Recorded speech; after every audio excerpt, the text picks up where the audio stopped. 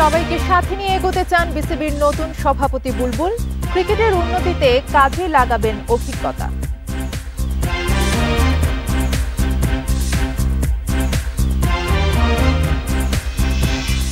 বৃষ্টি কমলেও রাজধানীতে জলজটে ভোগান্তি কমেনি। কুমিল্লা ও ভোলার কিছু এলাকা বিদ্যুৎ বিচ্ছিন্ন।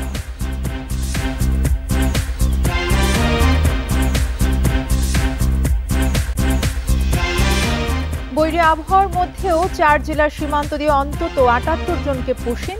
পরিচয় নিশ্চিতে কাজ করছে বিজিবি।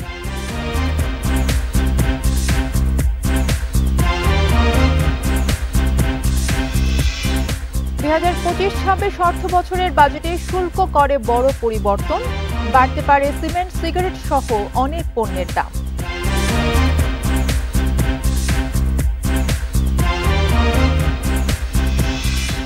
স্বাগত বিরতিহীন রাত 9টায় বাংলাদেশের সঙ্গে আছে তসনিমে জান্নাত। অর্থে শিরোনাম শুনছিলেন, এবারে পুরো খবর।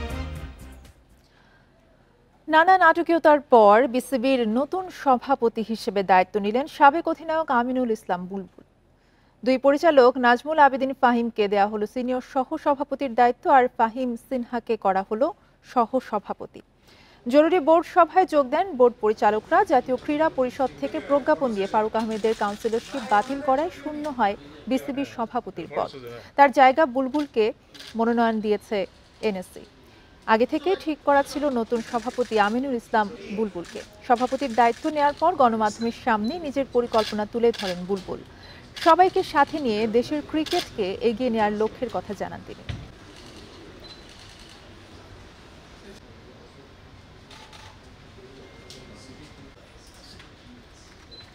একটা বড় দায়িত্ব পেয়েছি, যে দায়িত্বটা হচ্ছে বাংলাদেশের ক্রিকেট না, ক্রিকেট ইন বাংলাদেশ।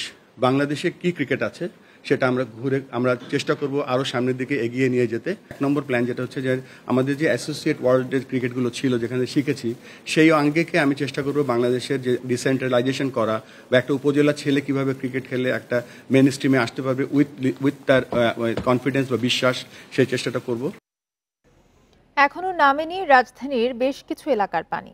এমন জলাবদ্ধতায় চরম ভোগান্তিতে নগরবাসী। অভিযোগ করেন সিটি কর্পোরেশন ঠিকমতো কাজ না করায় ভোগান্তি বেড়েছে কয়েক গুণ।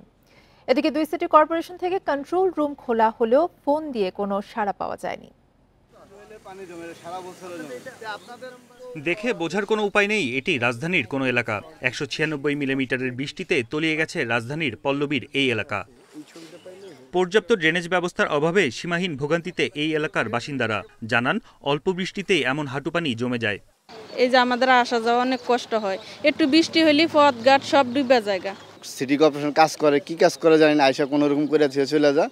আমাদের এই দুঃখ বলার মতো আসলে আপনাদের কাছে ছাড়া আর বলার মতো কেউ নাই। এলাকার যে পানি বাইরে হওয়ার যে খালবিলগুলো আছে এগুলো ক্লিয়ার নাই। রাজধানীর নিউ মার্কেটের চিত্র এটি। শুক্রবার সকাল থেকে বৃষ্টির তীব্রতা কমে গেলেও নামেনি পানি, এমনকি মার্কেটের ভিতরেও ঢুকেছে। এ নিয়ে ক্ষোভের শেষ নেই।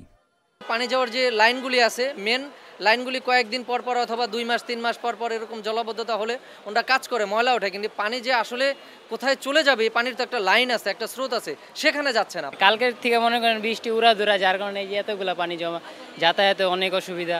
একে তো খানাখন্দে ভরা রাস্তা, তার উপর আবার জলাবদ্ধতা। অল্প বৃষ্টিতে এভাবে তলিয়ে যায় রাজধানীর বাসাবোর সবুজবাগ এলাকা। সংস্কার কাজ শুরু হলেও অজানা কারণে তা এখন বন্ধ, আর এতেই ক্ষুব্ধ এলাকাবাসী। পুরো রোড কার্পেটিং করে কুরবানি ঈদের আগে 2 দিন আগে শেষ করার কথা, এই জায়গায় কোনো কাজই হয় নাই, বরঞ্চ আরও ক্ষতি করে গেছে। গত 3 দিন আগে আসছিল তারা, প্রথম দিন করছে, করার পরে ময়লা উঠায় রেখে গেছে, তারপর কাজ শেষ করার পরের থেকে এখানে পানিটা জমতেছে। সকাল থেকে এই পর্যন্ত 3টা অটোরিকশা উল্টে যাচ্ছিল, আমরা সেটা ধাক্কা দিয়ে তুলে দিয়েছি, অনেকগুলো যাত্রী পড়ে গেছিল। জলাবদ্ধতা নিরসনে 2 সিটি কর্পোরেশনের পক্ষ থেকে খোলা হয়েছে কন্ট্রোল রুম, যদিও বেশ কয়েকবার ফোন দিয়ে কোনো সাড়া পাওয়া যায়নি। বন ইবনে কামাল, ইন্ডিপেন্ডেন্ট নিউজ, ঢাকা। ডিসেম্বরের মধ্যে না হলে আর কখনো এদেশে নির্বাচন হবে না বলে মন্তব্য করেছেন বিএনপি স্থায়ী কমিটির সদস্য মির্জা আব্বাস। সকালে শহীদ রাষ্ট্রপতি জিয়াউর রহমানের 44তম মৃত্যুবার্ষিকীতে তার সমাধিতে শ্রদ্ধা জানানোর পর এই মন্তব্য করেন তিনি।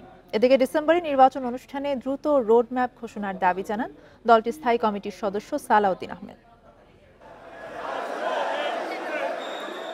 বিএনপির প্রতিষ্ঠাতা জিয়াউর রহমানের ৪৪তম মৃত্যুবার্ষিকী উপলক্ষে শুক্রবার সকালে তার সমাধিতে শ্রদ্ধা জানাতে রাজধানীর জিয়া উদ্যানে জড়ো হন নেতাকর্মীরা। তাদের স্লোগানে মুখরিত হয়ে ওঠে সমাধি প্রাঙ্গণ। ফুল দিয়ে শ্রদ্ধা জানানোর পর তার আত্মার মাগফিরাত কামনায় করা হয় মোনাজাত।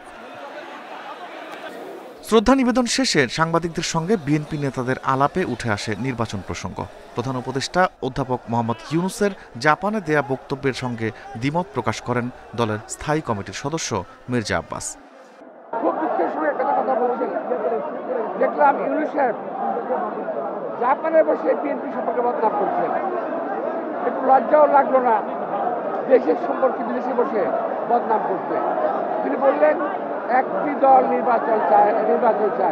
আর আমরা বলতে চাই একটি লোক নির্বাচন চায় না, নির্বাচন চায় না। দলের প্রতিষ্ঠাতার মৃত্যুবার্ষিকীতে রাজধানীর বিভিন্ন জায়গায় দুস্থদের মধ্যে খাবার বিতরণ করে বিএনপি। এ সময় গণমাধ্যমের মুখোমুখি হয়ে ডিসেম্বরের মধ্যেই নির্বাচনের রোডম্যাপ ঘোষণার দাবি জানান নেতারা। আমরা এই রাষ্ট্রে একটি শক্তিশালী গণতান্ত্রিক ভিত্তি স্থাপন করব, সাংবিধানিক কাঠামো ভিত্তি স্থাপন করব। ডিসেম্বরের মধ্যেই অতি অবশ্যই জাতীয় সংসদ নির্বাচন অনুষ্ঠানের লক্ষ্যে একটি সুস্পষ্ট রোডম্যাপ ঘোষণা করা হবে। আজকের বাংলাদেশের মানুষ স্বৈরাচারকে পতন ঘটিয়েছে, কিন্তু এখনো গণতন্ত্র পূর্ণ প্রতিষ্ঠা করতে পারে নাই। শহীদ রাষ্ট্রপতি জিয়াউর রহমানের আদর্শ অনুসরণ করেই বিএনপি গণতন্ত্র পুনরুদ্ধার করবে বলেও জানান নেতারা। Rifat Alam, Independent News, Dhaka. বৈরী আবহাওয়ার মধ্যেও মৌলভীবাজার, হবিগঞ্জ, ফেনী ও খাগড়াছড়ির সীমান্ত দিয়ে অন্তত ৭৮ জনকে পুশিন করছে বিএসএফ। তাদের পরিচয় নিশ্চিতে কাজ করছে বিজিবি জানিয়েছে সকালে বৃষ্টির মধ্যেই মৌলভীবাজারের জুড়ি উপজেলার রাজুকের সীমান্ত দিয়ে ১০ জনকে ঠেলে দেয় বিএসএফ। একই সময় কোমলগঞ্জের বাগিছড়া ও চাম্পাপাড়া সীমান্ত দিয়ে নারী, শিশু সহ আরও ১৪ জনকে পুশিন করা হয়। এদিকে হবিগঞ্জ চুনারুঘাট সীমান্ত দিয়ে ২২ জনকে পুশিন করে বিএসএফ। এছাড়া ফেনীর মটুয়া সীমান্তে ১৩ জন এবং খাগড়াছড়ির মাটিরাঙ্গা সীমান্ত দিয়ে পুশিন করা ১৪ জনকে আটক করেছে বিজিবি। এদিকে লালমনিরহাটে দুদিন আগে পুশিন করা ৬ ভারতীয়কে আজ দুপুরে রেল স্টেশন এলাকা থেকে আটক করেছে বিজিবি।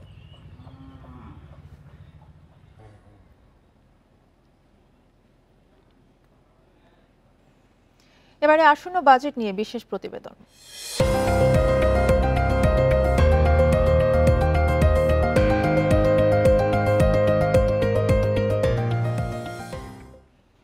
২০২৫-২৬ অর্থ বছরের বাজেটে শুল্ক এবং করে বড় ধরনের পরিবর্তন আসতে পারে। এতে আমদানি শুল্ক স্তরে যেমন পুনর্বিন্যাস করা হচ্ছে, তেমনি পরিবর্তন আসছে সম্পূরক শুল্কেও।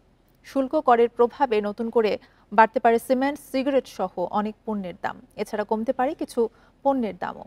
তবে বিশ্লেষকরা বলছেন, নতুন করে শুল্ক বাড়ানো হলে মানুষের জীবনযাত্রার ব্যয় আরও বাড়বে। আয়ের সঙ্গে ব্যয়ের হিসাব মেলাতে প্রতিদিন হিমশিম খাচ্ছেন সাধারণ মানুষ।